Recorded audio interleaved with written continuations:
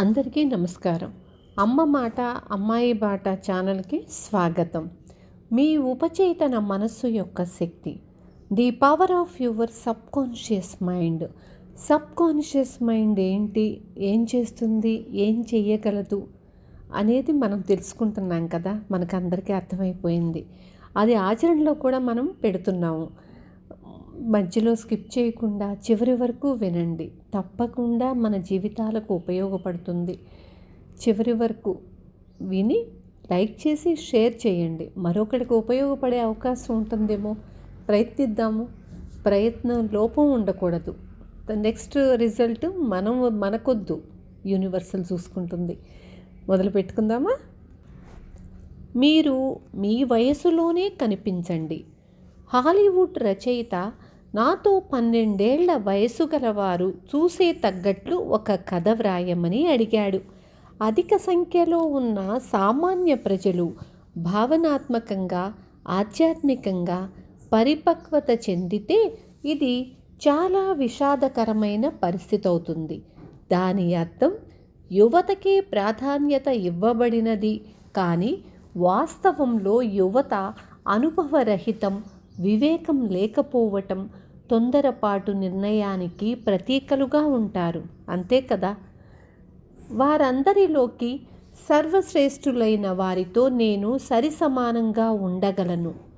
60 ఏళ్ల వయసున్న ఒక మనిషి తాను యవ్వనంగా ఉండాలని పిచ్చిగా ప్రయత్నిస్తున్న వానిని నేను చూస్తున్నాను.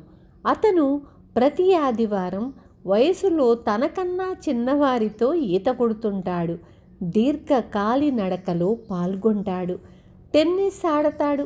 తన వీరత్వం, శారీరక శక్తి గురించి ఇలా గొప్పలు చెప్పుకుంటాడు. చూడండి, వారందరిలోకి సర్వశ్రేష్ఠులైన వారితో సరిసమానంగా ఉండగలను. ఇతను అంతా ఒక గొప్ప సత్యాన్ని గుర్తుంచుకోవాలి. మనిషి తన హృదయంలో ఎలా ఆలోచిస్తాడో అలాగే రూపొందుతాడు. నియమిత ఆహారము, వ్యాయామము, రకరకాల ఆటలు అతన్ని యవ్వనంగా ఉంచలేవు. తాను ఆలోచించే విధానాలను అనుసరించి తాను ముసలి అవడం కానీ లేదా యవ్వనంతో ఉండిపోవటం కానీ జరుగుతుందన్న విషయాన్ని అతను అర్థం చేసుకోవాలి. మన ఆలోచనలు మన సబ్కాన్షియస్ మైండ్ నియమంలో ఉంచుతాయి.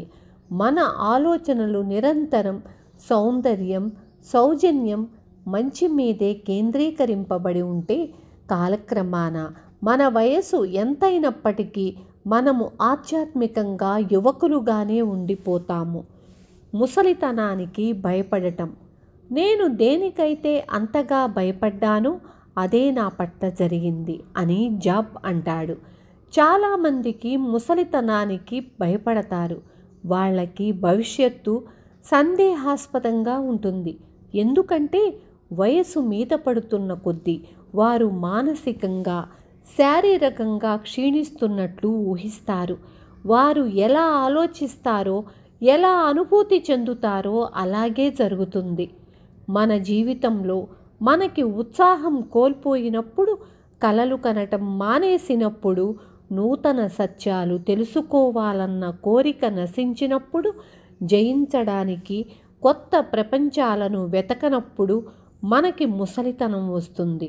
మన మనసు కొత్త ఆలోచనలకు, కొత్త అభిరుచులకు తలుపులు తెరిచి ఉంచినంతకాలం జీవితం, విశ్వం అందించే స్ఫూర్తిదాయకమైన నూతన సత్యాలను, వెలుతురును లోనికి రానియటానికి పరదా తొలగించి ఉంచినంతకాలము మీరు యువకులుగా జీవశక్తి కలిగి ఉంటారు.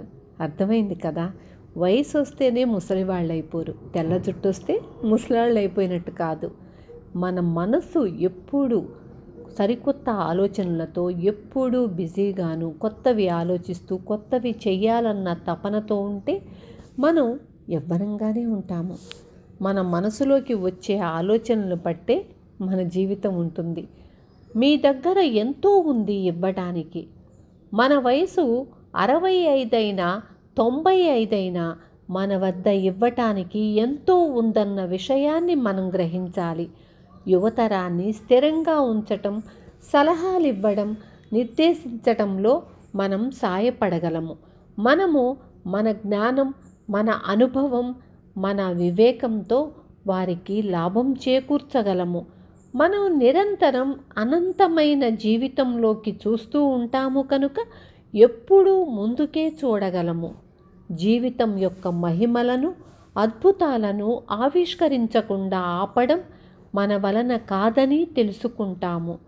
ప్రతిదినము, ప్రతి క్షణము ఏదో ఒక కొత్త విషయాన్ని నేర్చుకోవడానికి ప్రయత్నిస్తే మన మనసు ఎప్పుడూ యవ్వనంలో ఉంటుందని గ్రహిస్తాము. 110 ఏళ్ల వయసు.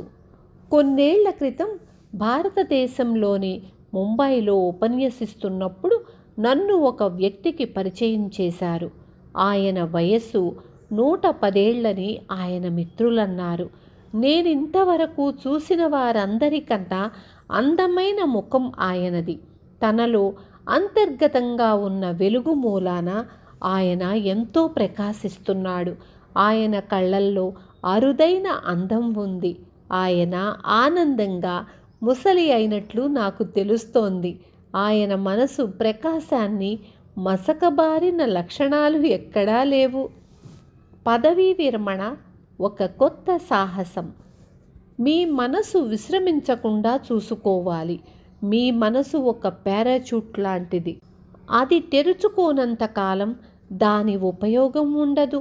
కొత్త ఆలోచనల కోసం మనసును తెరిచి ఉంచుకోవాలి.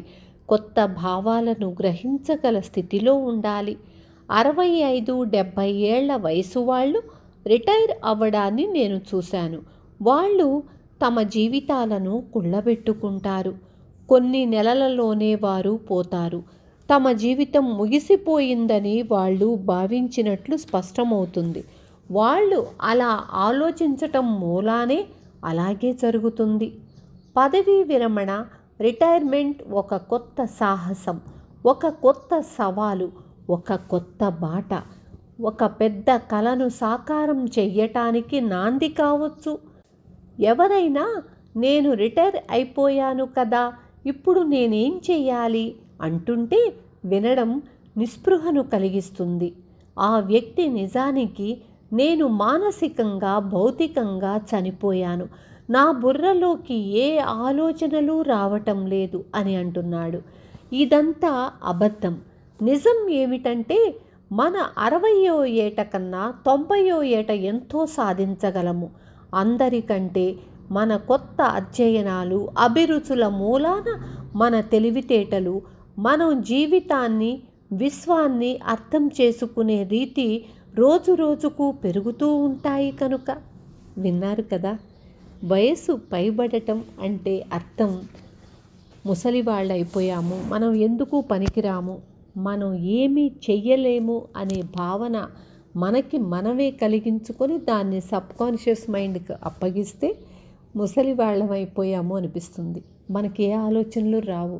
ఒక పక్కన రెస్ట్ తీసుకునే వయసు అనే భావన మనసులో నుంచి తీసేసి మనం చెయ్యగలము, మనం కూడా ఏదైనా చెయ్యాలి అనే ఆరాటాన్ని, తపన్ని పెంచుకోవాలి. అర్థమైంది కదా. రేపు మళ్ళీ మీ ముందుకు వస్తాను. Thank you. షేర్ చేయటం మర్చిపోకండి.